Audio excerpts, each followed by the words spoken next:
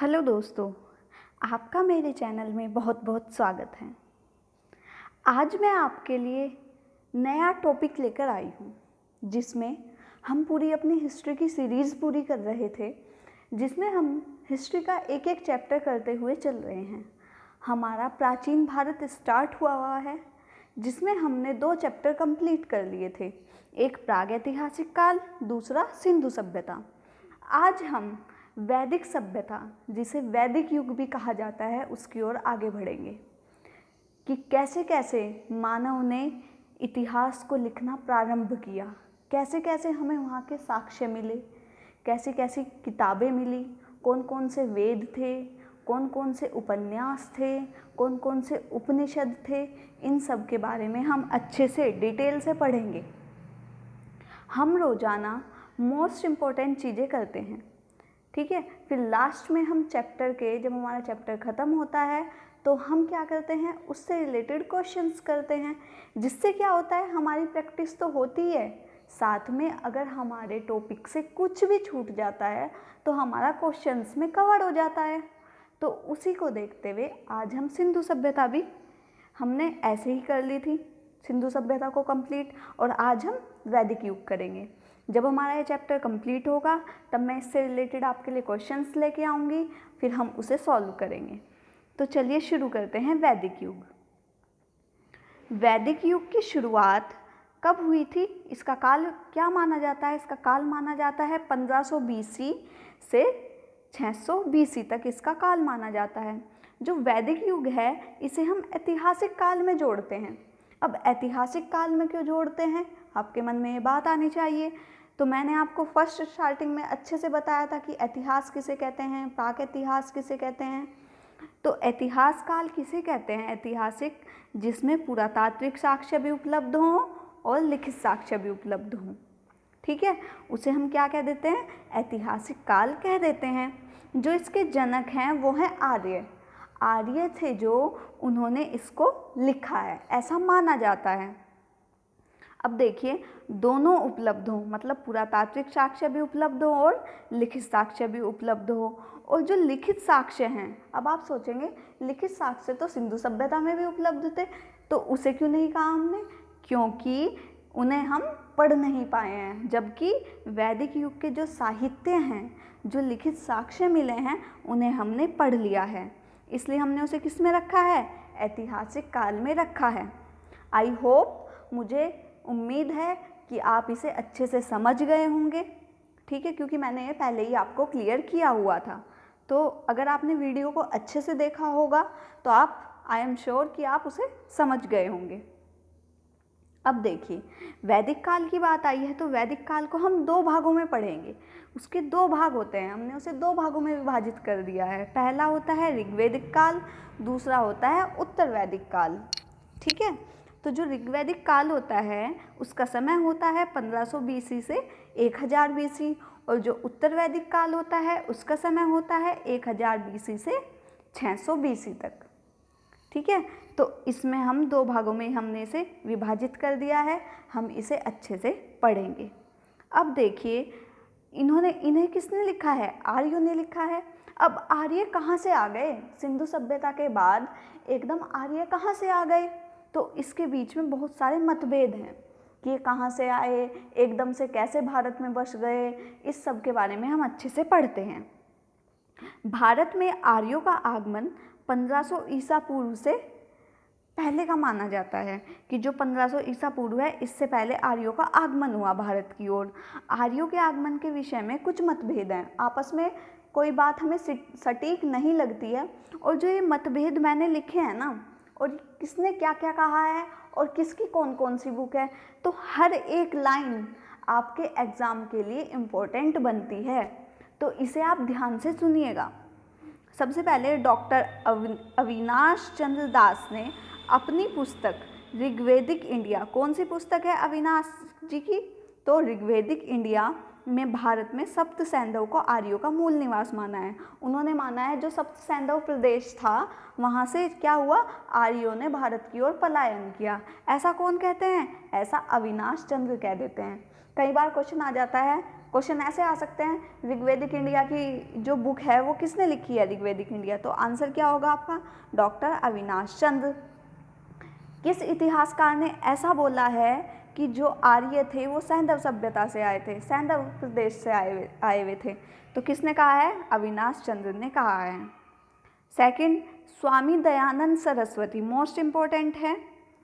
स्वामी दयानंद सरस्वती ने तिब्बत को आर्यों का मूल निवास बताया है। किसे, तिब्बत को बताया है। इसका वर्णन उन्होंने सत्यार्थ प्रकाश।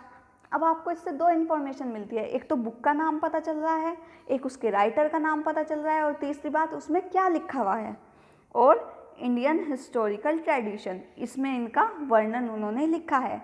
किसने, स्वामी दयानंद सरस्वती ने। उन्होंने कहा है कि जो ये आर्य लोग थे ये तिब्बत से आए थे। देखिए सब अपना मत दे रहे हैं, किसी की बात प्रमाणिक नहीं हो रही है, किसी की बात सटीक नहीं बैठ रही है, लेकिन सब अपना अपना मत दे रहे हैं। ठीक है, जो जेपी रोड थे उन्होंने क्या कहा है, आर्यों का देश बैक्टीरिया को मानते हैं। बैक्टीरिया एक कंट्री है, तो उसे क्या माना है जीजी रोड ने कि आर्यों का देश तो बैक्टीरिया था। लेकिन चलिए आगे बढ़ते हैं। अब देखिए, बाल गंगाधर तिलक ने उत्तरी ध्रुव को आर्यों का मूल निवास माना है। किसने, इंपॉर्टेंट है, पूछ लेता है।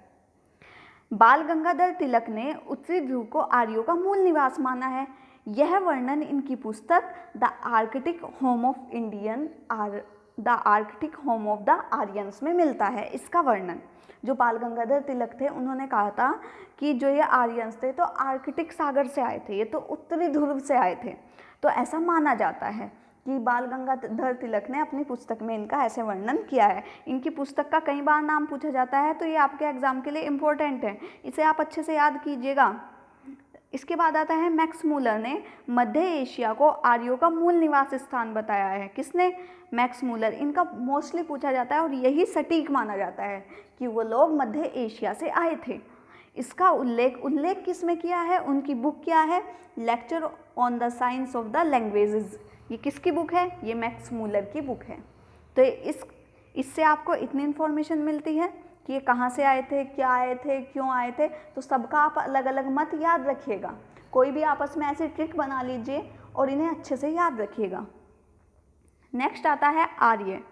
वैदिक सभ्यता के मुख्य निवासियों को क्या कहा जाता है, आर्य कहा जाता है। जिसने वैदिक सभ्यता के जो मुख्य निवासी थे उन्हें आर्य बोला जाता है। अब आर्य तो बोल दिया, लेकिन आर्य बोला क्यों, ये तो हमें पता नहीं चला भाई। तो आर्य जो होता है उसका अर्थ क्या होता है, श्रेष्ठ, कुलीन और उत्तम व्यक्ति। मतलब जो सबसे उत्तम व्यक्ति हो, जो सबसे सर्वश्रेष्ठ हो, उसे क्या कह देते हैं, आर्य कहते हैं। ठीक है, अब जो ये वैदिक सभ्यता है इसकी जानकारी हमें कहाँ से मिलती है, इसके बारे में जान लेते हैं। तो जो इसकी जानकारी के स्रोत हैं उनके बारे में जानते हैं। तो हम इन्हें दो भागों में बांटते हैं, एक तो साहित्यिक और एक पुरातात्विक। हर जो हम भी इतिहास में जो भी चीज़ पढ़ेंगे वो दो भाग में पढ़ेंगे, एक तो साहित्यिक और एक पुरातात्विक, आज के बाद से। ठीक है, तो हम इसे दो भागों में पढ़ेंगे। तो ऐसे ही उस टाइम भी क्या था, दो भागों में था, साहित्यिक और पुरातात्विक। तो चलिए देखते हैं साहित्यिक स्रोत क्या क्या हैं।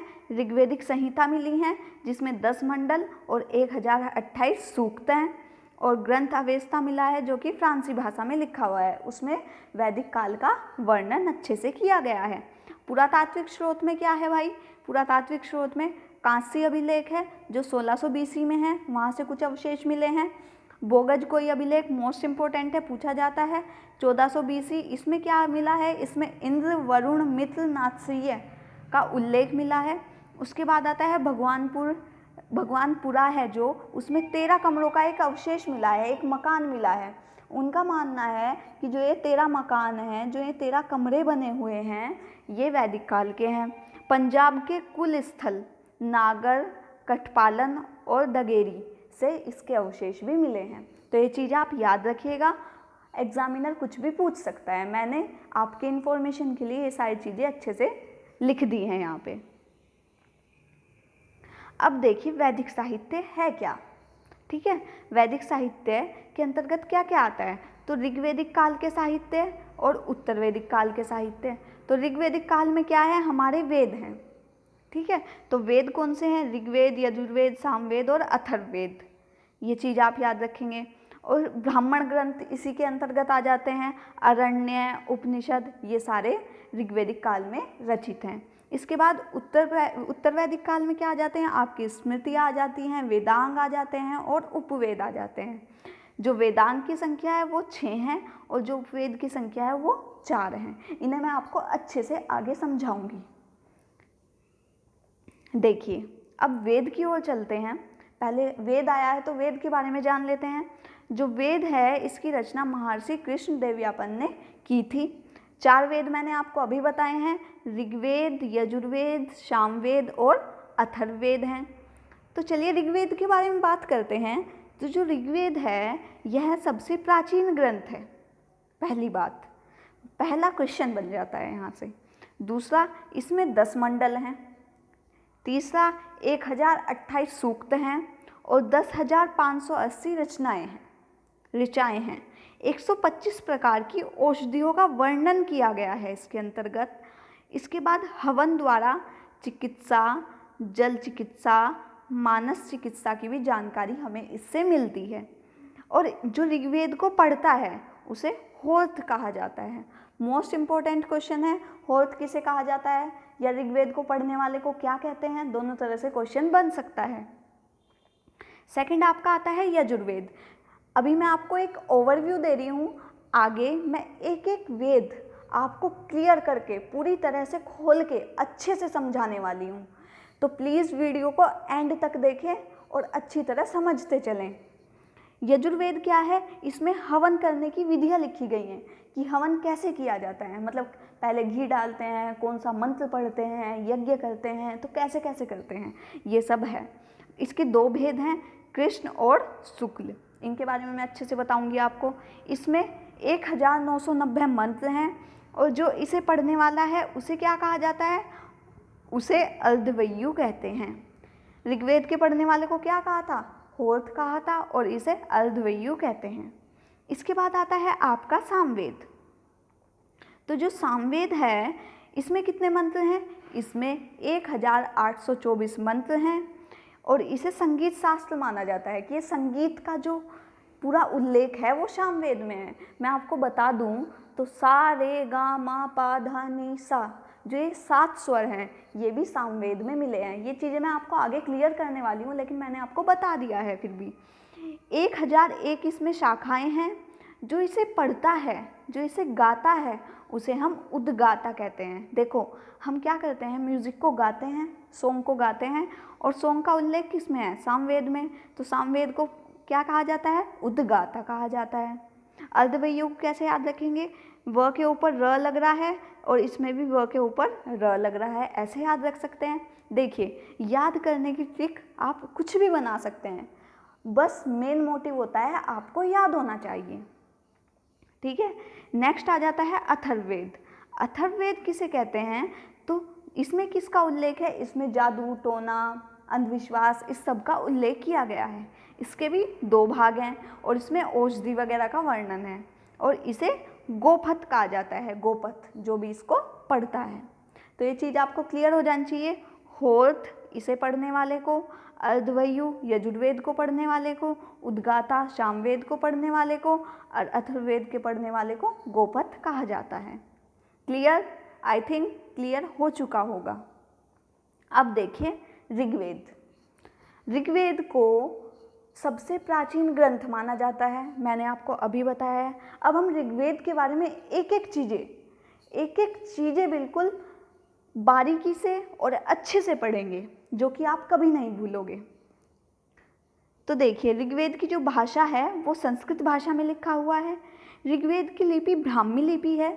जैसे लिपियाँ होती हैं, जैसे आज हम क्या लिखते हैं? हिंदी में लिखते हैं, तो हिंदी की लिपि क्या है? देवनागरी है। तो ऐसे ही संस्कृत की लिपि क्या थी? ब्राह्मी थी। और इसे पढ़ने वाले को होर्थ कहा जाता है, मैंने आपको अभी बताया है। इसमें 10 मंडल हैं और 1028 सूक्त हैं। इसमें 10,500 मंत्र लिखे हैं, 580 मंत्र लिखे हुए हैं। इसकी जो शाखाएं हैं वो 3 हैं, शाकल, वशकल और बालिख्य शाखा। ये तीनों शाखाएं हैं किसकी? ऋग्वेद की। पूछ लेता है कि इनमें से कौन सी शाखा ऋग्वेद की नहीं है, आपको ये 3 दे दी और एक कोई चेंज दे दी, तो आपसे पूछ सकता है, तो आपको याद होनी चाहिए। तो आप इसे ऐसे याद रख सकते हैं SVB, शाकल, वशकल और बालखिल्य। ठीक है, तो आप इसे याद रखिएगा। प्रमुख मंडल कौन कौन से हैं और इनकी रचनाएं किसने की हैं, अब इसे देख लेते हैं। जो ऋग्वेद है इसमें प्रमुख 10 मंडल हैं, इसे 10 मंडलों में विभाजित किया गया है। तो जो इसका पहला मंडल है उसमें अग्नि देवता का वर्णन है और अग्नि देवता को 200 श्लोक समर्पित हैं, और जो अग्नि का जो उल्लेख आया है वो 250 बार आया है। मोस्ट इम्पोर्टेंट है, एग्जाम में कई बार पूछा गया है। ठीक है, जो सेकंड मंडल है उसे किसने लिखा है, तो उसे ग्रसमद भागवत ने लिखा है। थर्ड मंडल विश्वामित्र द्वारा लिखा गया है, इसमें गायत्री मंत्र की रचना की गई है। जो चौथा मंडल है वो वामदेव ने लिखा हुआ है। पांचवा मंडल अटारी, छठा मंडल भारद्वाज और जो सातवां मंडल है वो वशिष्ठ जी ने लिखा है। इसमें 10 राज्य युद्ध का उल्लेख किया गया है जो भरत कबीला और सुदास के बीच हुआ था। कौन सी नदी के किनारे, तो रावी नदी के किनारे इन दोनों के बीच युद्ध हुआ था। ठीक है, तो ये चीज़ आप याद रखेंगे, 7वें मंडल में इसका उल्लेख किया गया है। अब देखिए, जो 2 से लेके 7 तक के हमारे मंडल हैं ये सबसे पुराने मंडल हैं, और जो इसमें नवीन मंडल है वो है 10वां, जो सबसे बाद में जोड़ा गया था। इसके बाद जो 8वां मंडल है वो कणाद अंगिरस द्वारा लिखा गया है। 9वां मंडल सोम देवता के बारे में लिखा गया है। जो सोम देवता थे उनके बारे में यह समर्पित है, और जो सोम देवता थे वो कौन से देवता थे, वो वनस्पति के देवता माने जाते हैं। अब देखिए नवीन मंडल कौन सा है, तो 10वां मंडल है। इसमें क्या है, पुरखा और उर्वशी का संवाद है, और इसमें पुरुषोक्त और वर्ण व्यवस्था का वर्णन किया गया है। वर्ण व्यवस्था कितनी होती है, तो इसे 4 भागों में विभाजित किया गया है। क्या, ब्राह्मण, क्षत्रिय, वैश्य और शूद्र। ब्राह्मण, क्षत्रिय, वैश्य और शूद्र। ठीक है, तो जो ब्राह्मण होता है वो सर्वश्रेष्ठ होता है, सबसे ऊंचा, उसके बाद क्षत्रिय, उसके बाद वैश्य और शूद्र। जो हम इसे 4 वर्णों को विभाजित करते हैं ये ब्रह्मा जी के शरीर से करते हैं। तो जो सिर माना जाता है वो माना जाता है ब्राह्मण। ठीक है, और जो क्षत्रिय माना जाता है वो माना जाता है उनकी भुजाएं, क्योंकि क्षत्रियों का काम क्या होता है, युद्ध में लड़ना। क्षत्रिय के बाद क्या आता है, वैश्य। वैश्य का उद्भव माना गया है जांघों से। और जो लास्ट आता है शूद्र। जो शूद्र है उसका माना गया है पैरों से, क्योंकि जो वैश्य लोग होते हैं वो क्या करते हैं, जो शूद्र लोग होते हैं वो सबकी सेवा करते हैं। इसके बाद आपका आता है ऋग्वेद में कौन कौन सी नदियों का वर्णन किया गया है। तो ऋग्वेद में उनके प्राचीन नाम भी लिखे हैं मैंने और आधुनिक भी लिखे हैं। यहाँ से जो जो क्वेश्चंस आते हैं मैं आपको बता दूंगी। तो जो प्राचीन नाम है और आधुनिक नाम है, चलिए देखते हैं। पुरुष पुण्य, देखिए मैं आपको बता दूं तो जो नदियों के प्राचीन नाम हैं वो भी बहुत पूछे जाते हैं एग्ज़ाम में। बच्चे सोचते हैं कि वो इम्पोर्टेंट नहीं है, लेकिन नहीं, वो भी बहुत इम्पोर्टेंट होते हैं और सबसे ज़्यादा पूछे जाते हैं। कि जैसे आपसे पूछ लिया चिनाब नदी का पुराना नाम क्या है, व्यास नदी का पुराना नाम क्या है, तो वो भी आपको याद होने चाहिए। तो पुरुषपुणी नदी थी जो, वो है रावी, इसका उल्लेख ऋग्वेद में मिलता है। विस्तता को क्या कहते हैं, झेलम। शतुद्री को क्या कहते हैं, सतलज। अस्किनी को कहते हैं चिनाब। विपाशा को कहते हैं व्यास। और नदी तमा इम्पॉर्टेंट है। नदी तमा ऋग्वेद की सबसे पवित्र नदी मानी जाती है, जिसे क्या कहते हैं, सरस्वती, जो कि अब लुप्त हो गई है। जो कि मैंने आपको सिंधु सभ्यता में भी इसके बारे में अच्छे से समझाया था, तो आई होप मुझे आपको बताने की दोबारा ज़रूरत नहीं है। अगर आपने वो वाली वीडियो देखी है तो, नहीं देखी है तो प्लीज़ वो वाली वीडियो देखिए, इसके बाद इस वाली वीडियो पे आएगा। क्योंकि चीज़ों को अगर आप शुरू से लेके चलोगे तो मैं सोचती हूँ कि वो आपको ज़्यादा अच्छे से याद रहेंगी। उसके बाद आता है यमुना। यमुना नदी का वर्णन 3 बार किया गया है और गंगा नदी का वर्णन 1 बार किया गया है, और ये 10वें मंडल में इसका वर्णन मिला है। ठीक है, आई थिंक इतना आपको क्लियर हो गया होगा। देखिए, चीज़ों को लिंक करके और अच्छे से याद कीजिए, रटने की कोई ज़रूरत नहीं है। जितना ज़्यादा आप अगर आपको एक बार नहीं याद हो रहा है, बार बार वीडियो देखिए, अपने नोट्स बनाइए, तो मैं समझती हूँ कि आपको ज़रूर याद होंगे। मैं भी ऐसे ही याद करती हूँ और आप भी ऐसे ही याद करोगे। ठीक है, तो ऋग्वेद से जुड़े महत्वपूर्ण तथ्य अब मैंने लिख दिए हैं। तो ऋग्वेद में राजा का वध कैसा था? वंशानुगत था, और वंशानुगत हमेशा से चलता आ रहा है। तो उस टाइम से ये प्रथा शुरू हो गई थी। ऋग्वेद में 33 देवी देवताओं का वर्णन है कि 33 प्रकार के क्या थे? देवी देवता थे। इसके बाद अस्तो माँ सद्गमय, ये आपने सुना होगा श्लोक, अस्तो माँ सद्गमय तमसो माँ ज्योतिर्गमय। ठीक है, तो ये कहाँ से लिया गया है? ये भी ऋग्वेद से लिया गया है। इसके बाद ऋग्वेद में गाय के लिए अह शब्द का यूज हुआ है, जिसमें गाय का वर्णन कितनी बार है? 176 बार गाय का वर्णन किया गया है। इंद्र का 250 बार वर्णन किया गया है, इम्पोर्टेंट बन जाता है। जो स्त्रियां विवाह नहीं करती थी, जिंदगी भर विवाह नहीं करती थी, उन्हें अमाजु कहा जाता था। मोस्ट इम्पोर्टेंट, जो स्त्रियां जिंदगी भर विवाह नहीं करती थी, उन्हें क्या कहते थे? अमाजु कहते थे। उसके बाद जो जन है, जन का उल्लेख कितनी बार किया गया है? 275 बार किया गया है, तथा 170 बार विष का वर्णन किया गया है। तो ये चीज़ आप याद रखिएगा। कृषि का 24 बार वर्णन किया गया है। तो उस टाइम से कृषि भी प्रारंभ हो गई थी। कृषि तो सिंधु सभ्यता से थी, लेकिन जब ये दोबारा से सभ्यता बनी तो कृषि उस टाइम भी विद्यमान थी। मैं अगली वीडियो में इसका सामाजिक, राजनीतिक, ये सारा वर्णन आपको बताने जाऊंगी, जो कि आपको अच्छे से, कोई भी क्वेश्चन, मैं नहीं समझती कि कोई भी क्वेश्चन आपका एग्जाम के लिए छूटेगा, इसकी मैं आपको गारंटी देती हूँ। अब देखिए ऋग्वेद के जो उपवेद थे, ऋग्वेद के एक उपवेद है, जो 4 वेद हैं सबका एक एक उपवेद है। तो जो ऋग्वेद का उपवेद है उसे हम आयुर्वेद कहते हैं, और इसके जो कर्ता हैं वो कौन है? धन्वंतरि देव हैं। तो ये आप फैक्ट के तौर पे याद रखिएगा। इसके बाद ऋग्वेद का जो ब्राह्मण ग्रंथ है, जो ऋग्वेद है इसका 2 ब्राह्मण ग्रंथ है, एक तो है ऐत्रेय ब्राह्मण और एक है कौशिकीय ब्राह्मण।